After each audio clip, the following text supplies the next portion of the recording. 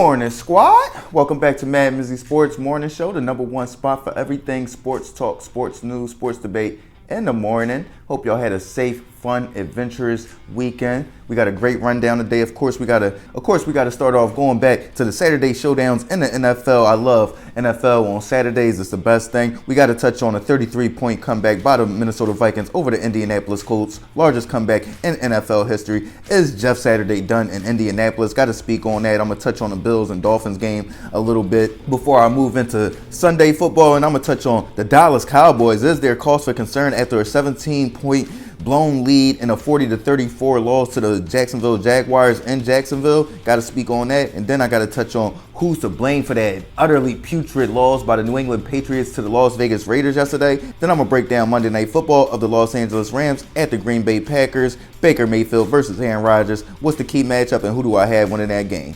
Let's get right into it, gang. Now, before I dive right into all this football, I just got to give a huge shout out to Nikola Jokic, a 40-point, 27 rebound, triple-double. I don't even know what the assist stat line was, but a 40-point, 27 rebound, triple-double. Just got to give props to Nikola Jokic. This dude is special. But that performance right there is why when I watch national analysts talk about basketball, I do not understand why they talk about Joel Embiid, who is super skilled. Like, he's just clearly more skilled than Nikola Jokic. Like, Nikola Jokic isn't the back-to-back MVP. Now, we could make an argument Joel Embiid should have won last year, but Nikola Jokic is right up there with Joel Embiid, if not slightly better, as far as skills go.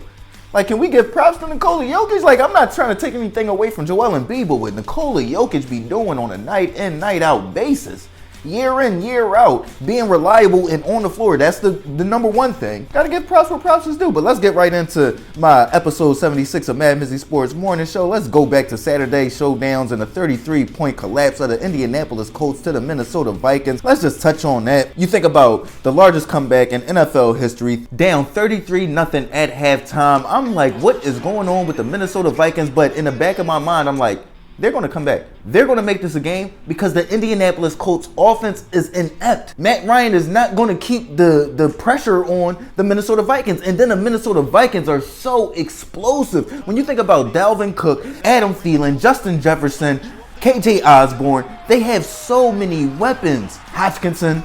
They just got so many weapons. When you look at them across the board, I'm like, they're going to put up some points in the second half. Then the next thing you know, they just start going off. KJ Osborne came out the second half, was just unstoppable. Justin Jefferson is unstoppable in general. KJ Osborne, 10 receptions, 157 yards, 1 touchdown. Justin Jefferson, 12 receptions, 123 yards, 1 touchdown. You look at Kirk Cousins, 34 for 54, 460 yards, 4 touchdowns, 2 interceptions. That was in the first half. That added to the 33-point lead that the Indianapolis Colts got out to. But is Jeff Saturday done? To me, when you look at the decisions he's made as a head coach, when you look at his poor clock management, his lack of going for the points, not kicking the field goal in that game against the Minnesota Vikings, it's just, yes, he's done. I don't know if he came in and was just like, I don't think this is what I want to do, and just was like, I'm gonna just do what I want to do while I'm here. I'm not about to go out there try to be this super coach or this super savant or nothing like that, because like I said, a lot of the decisions he's making just don't make sense aside from the ones he made when he first came in. But you think about, he only got 1 win since he's been the head coach. That one win was against the Las Vegas Raiders. They had to come back. I think it might have been an overtime win. So yeah, the fight in Jeff Saturdays down there in Indianapolis might be done after this year, or they should be definitely done after this year. And if he wasn't cool with the owner, honestly,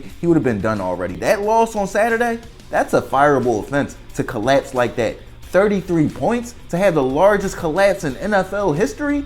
Yeah, bro, you not leading us nowhere, player.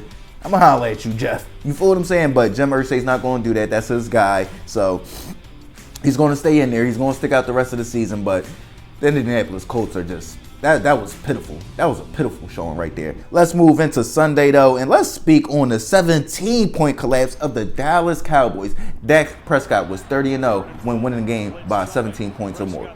Yesterday was his first loss. And to me, is there cause for concern in Dallas? I would say yes, there's cause for concern in Dallas, because when you look at what they gave up defensively, Trevor Lawrence went 27 for 42, 318 yards, 4 touchdowns, only 1 interception. You think about Travis Etienne, 19 carries, 103 yards rushing. That defense was out there getting gashed, and then offensively, they went up 27-10.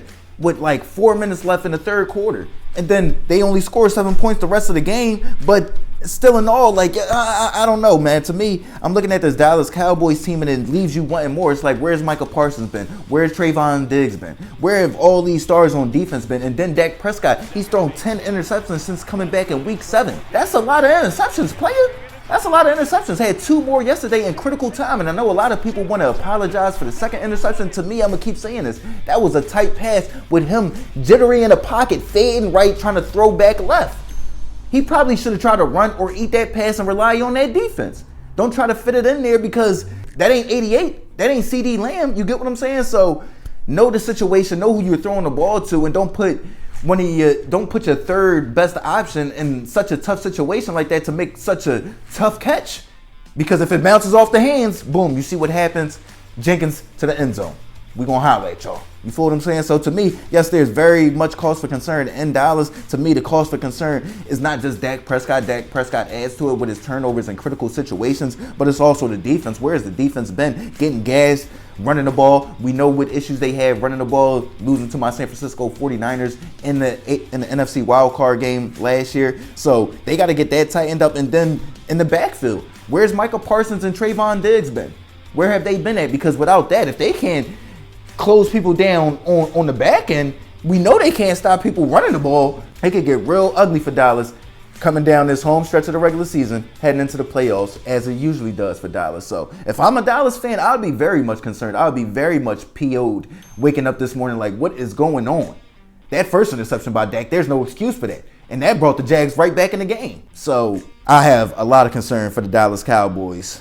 Let's move on, though. Talk about unraveling. Who's to blame for that utter debacle that happened at the end of the game for the New England Patriots against the Las Vegas Raiders, where you had Stevenson pitching the ball back to Jacoby Myers throwing the ball back or attempting to throw the ball back to Mac Jones before Chandler Jones intercepts it mid-air, stiff arms Mac Jones, and returns it for the game-winning touchdown on the last play of the game. To me, the number one person to blame for that play in general is the refs.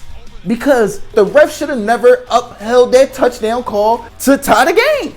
They just shouldn't have. That wasn't a touchdown. My man's foot was clearly on the white line. How do you call that a tubby?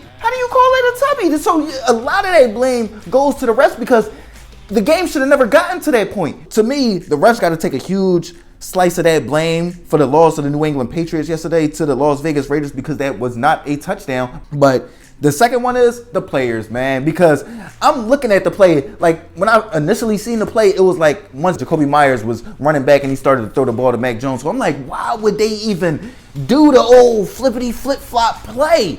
Why would Bill Belichick sign off on that? And then when I actually rewatched the play, I seen, it was really just a draw to Ramondre Stevenson. Ramondre going, and then he just tossed it back to Jacoby Myers, and then Jacoby Myers from there, he had a meltdown. He had a short circuit or something. You feel what I'm saying? As soon as he catch the ball, he started running to the opposite end zone. Bro, you know the touchdown that way, player. Then he throws the ball to Mac Jones, and we know the rest from there. Chandler Jones picks it off. It's technically a fumble recovery because it's a lateral, and takes it back for the game-winning touchdown.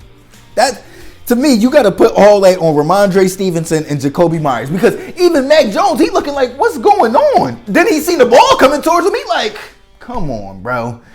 Now I got to tackle Chandler Jones, my guy. That ain't happening, player. That ain't happening. So Jacoby Myers, Ramondre Stevenson, they got to take the other slice of that pie. So I would say 40% the players, 60% the rest, because how do you review that play and still call it a touchdown? My man clearly had I think it might have been his left foot because he caught it like this, brought his right foot down, then spun around, and his left foot, left toe landed out of bounds. Clear as day in my opinion. So to me, the refs got to take a huge slice of that blame, and then Ramondre Stevens and Jacoby Myers, they got to take the rest of it. Everybody else was just probably looking like, what y'all doing, bro? That was a terrible loss for the New England Patriots yesterday. That was one of the most comical losses you're going to see from one of the best coached teams, or one of the perceived to be best coached teams in the NFL right now. So that was just a shocker to me. Utter shocker. Let's move on to Monday Night Football. Let's break down the Los Angeles Rams at the Green Bay Packers. What do I expect from this game? You got Baker Mayfield versus Aaron Rodgers. No playoff implications. I'm going to get right into it just because there's no playoff implications. What's my key matchup? Who cares? There's no playoff implications. You get what I'm saying? You got the Rams at 4-9. You got the Packers at 5-8. Neither one of these teams, the Packers dang sure ain't about to catch the Detroit Lions or the Commanders or the Giants, and the Rams is done. Stick a fork in them. Who I got in this game? I'm going to go with the Packers because I'm going to go with Aaron Rodgers over Baker Mayfield. I'm going to go that simple and that rudimentary in my breakdown of this game. Give me the Packers 27-13 on Monday Night Football. They should have flexed this pup out of there. They should have flexed this pup out of here. Why they got Baker Mayfield versus Aaron Rodgers on Monday Night Football? They could have put something better in there.